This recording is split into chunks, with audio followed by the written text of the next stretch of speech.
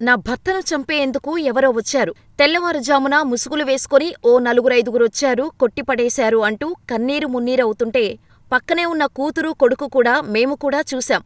అడ్డుకోటానికి చాలా ప్రయత్నించాం.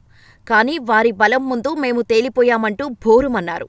ఇంతలో డెడ్ బాడీగా పడి ఉన్న వ్యక్తిలో కదలిక రావటంతో ఆస్పత్రికి తీసుకువెళ్లారు. ఆ తర్వాతే అసలు కథ తెలిసింది. పిల్లలు సహా తల్లిని అరెస్ట్ చేసి కటకటాల వెనక్కి పంపించారు. ఇంత నాటకమాడారా అంటూ చుట్టాలతో సహా చుట్టుపక్కల వాళ్లే కాదు, పోలీసులు సైతం ఆశ్చర్యపోయారు. సినిమా కథ తీస్తే మరో దృశ్యం అవుతుందంటూ పోలీసులు సైతం కామెంట్ చేశారు. అంతలా వారేం చేశారు? ఇంతకీ ఇదెక్కడ జరిగింది? Watch the story. Machilipatnam Kalekhan పేటకు చెందిన ప్రసాద్, ఉషారాణి దంపతులు 2 పిల్లలతో ఆనందంగా గడుపుతున్నారు. ఉన్నంతలో ఆనందంగానే ఉన్నారు. కొడుకు బీటెక్ చదువుతున్నాడు, కూతురు హైస్కూల్. ఎప్పట్లాగానే ప్రసాద్ పనికోసం ఆ రోజు టిఫిన్ చేసేసి వెళ్ళిపోయాడు. పిల్లలిద్దరూ కూడా టిఫిన్లు చేసి కొడుకు కాలేజీకి, కూతురు హైస్కూలుకి వెళ్లారు. ఇంట్లోనే ఉన్న ఉషారాణి ఇళ్లంతా నీటుగా సర్దేసి నైటుకు ఏం కూర వండాలో చూసుకొని పిల్లలు రాగానే ఈవినింగ్ ఏమైనా స్నాక్స్ చేయాలని అనుకుంది. ఇక ఒంటరిగా ఉన్న ఉషారాణి మధ్యాహ్నం భోజనం చేసి కాస్త రెస్ట్ తీసుకుందామని పడుకుంది. ఈలోపు ఈవినింగ్ అవటంతో పిల్లలు వచ్చేశారు. వారు వచ్చి లేపే వరకు అస్సలు మెలకువ రాలేదు ఉషారాణికి. ఇక పిల్లలు డోరు కొట్టిన సౌండుకు నిద్రలేచింది. అయ్యో, ఇంత మత్తుగా నిద్రపట్టేసిందే అనుకుంటూ పిల్లలను ఫ్రెష్ అవ్వమని చెప్పి తను వేడివేడిగా పకోడీలు చేసి పెట్టింది. ఈలోపు భర్త ప్రసాద్ కూడా వచ్చేశాడు. దీంతో నలుగురూ కబుర్లు చెప్పుకుంటూ సినిమా చూస్తున్నారు. ఇక టైం 9 దాటుతోంది. ఇంకెప్పుడు తింటారు?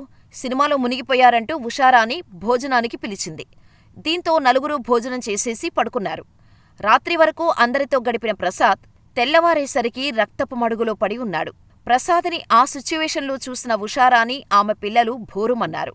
తీవ్ర గాయాల పాలైన ప్రసాదును స్థానికులు హుటాహుటిన ఆస్పత్రికి తరలించారు.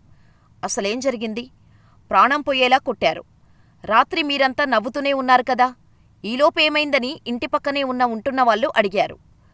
దీంతో వెంటనే ఉషారాణి మరింత కుమిలిపోతూ, మేము నలుగురం సంతోషంగా నవ్వుతూ ఉండటం దేవుడికి కూడా ఇష్టం లేనట్టుంది అంటూ భోరుమంది.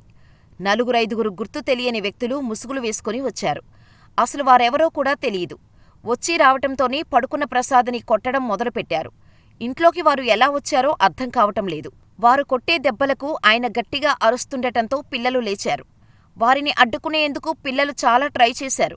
కాని ప్రసాదును చితకబాదేసి ఆ తర్వాత బావిలో పడేసి వెళ్లిపోయారని భోరుమంది. అంతేకాదు, అడ్డుకోపోయిన తనను, తన పిల్లలను కూడా కొట్టారని చెప్పింది. ఇది విన్నవారంతా అయ్యో పాపం, ఎంత దారుణం, వాళ్ల చేతులు పడిపోను అంటూ తిట్టుకున్నారు. ఇంకా నయం, మీరు అడ్డుపడ్డారు కాబట్టి సరిపోయింది, లేదంటే ఆ దుర్మార్గులు ప్రసాదును చంపేసి ఉండేవాళ్ళని జాలిపడ్డారు. భర్తను కాపాడుకున్న గొప్ప భార్య అని ఉషాని పొగిడేశారు కూడా. ఇంతలో విషయం పోలీసులకు చేరింది. వారికి కూడా సేమ్ సీన్ టు సీన్ వివరించారు.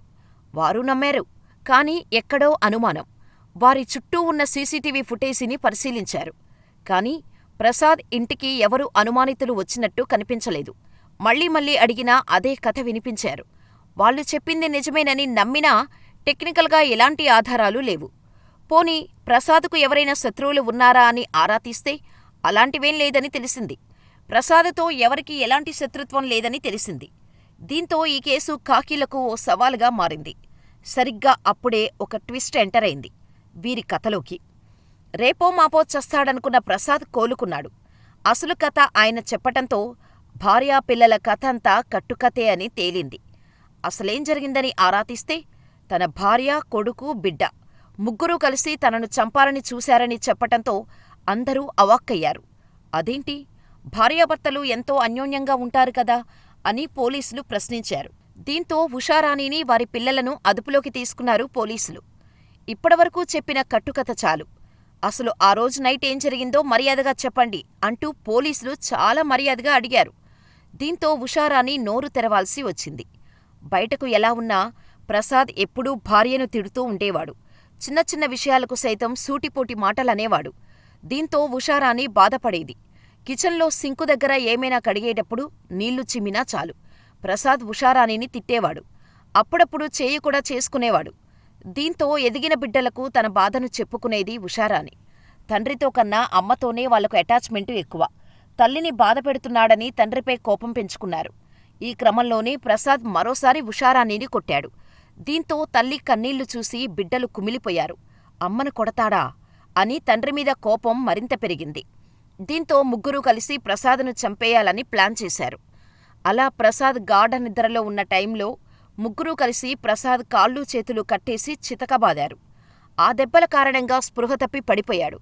దీంతో చనిపోయాడని అనుకున్నారు తల్లీ పిల్లలు. అలా ప్రసాద్ని తీసుకెళ్లి బావిలో పడేశారు. అయితే నీళ్లల్లో పడగానే ప్రసాద్కి మెలకువ వచ్చింది. తనను కాపాడమని వేడుకున్నాడు. చుట్టుపక్కలవారు వింటే మొదటికే మోసం వస్తుందని భావించిన వారు బావిలోనే చావాలని రాళ్లు విసిరారు. రాళ్ల దెబ్బలకు మరింత అరిచాడు.